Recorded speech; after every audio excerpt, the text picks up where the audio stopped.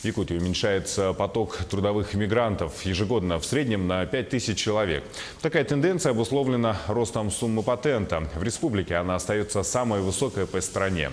О миграционной ситуации в Якутии далее расскажет Марианна Кутукова. Сегодня ежемесячный патент для трудовых мигрантов составляет 9102 рубля. В следующем году месяц пребывания на территории Якутии для иностранцев будет обходиться в 9330 рублей. Сумма патента каждый год растет в среднем на 300-500 рублей. Именно это, как говорят в миграционной службе, сокращает число приезжих работников. По итогам 11 месяцев 2018 года на территорию республики прибыло более 34 тысяч иностранных граждан. Большая часть из них заявила цель въезда работа. То есть это большая часть граждан СНГ, преимущественно граждане Таджикистана, Узбекистана, та же Украина и граждане Кыргызской республики. Основными видами деятельности для иностранцев в Якутии остаются строительный сектор, промышленность, торговля и сфера услуг. Локация Якутск, а также южные и западные районы республики. Виталий Назаренко с Украины приехал по приглашению компании «Колмар» специалистом по угольной промышленности. Главной сложностью при трудоустройстве считает оформление патента. Мы славяне, и я считаю, что нам не нужен этот патент.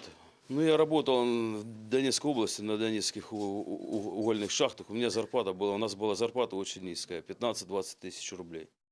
Поэтому и я, не то, что не вижу будущее, я вижу будущее в компании «Колмар», и поэтому решил прилететь. Несмотря на ежемесячный патент, ежегодно в Якутию приезжают работать около 40 тысяч мигрантов. Как правило, по приезду в ходе оформления документов они здесь сталкиваются с огромной очередью, в частности, в управлении миграционной службы.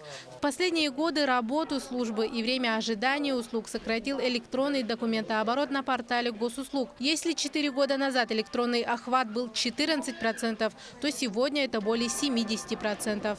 По указу президента Российской Федерации по оказанию государственных услуг по линии миграционной службы всего имеется 17 направлений, из них 5 направлений в электронном виде. В данное время по итогам 11 месяцев текущего года всего оказано более 77% в электронном виде. Также, чтобы разгрузить миграционную службу, год назад в Якутске открылся единый миграционный центр, работающий по системе единого окна. Пока в этих службах заметно тихо. Основной поток трудовых мигрантов ожидают по весне с началом сезонных работ. Марианна Кутукова, Илья Сыромятников, Якутск.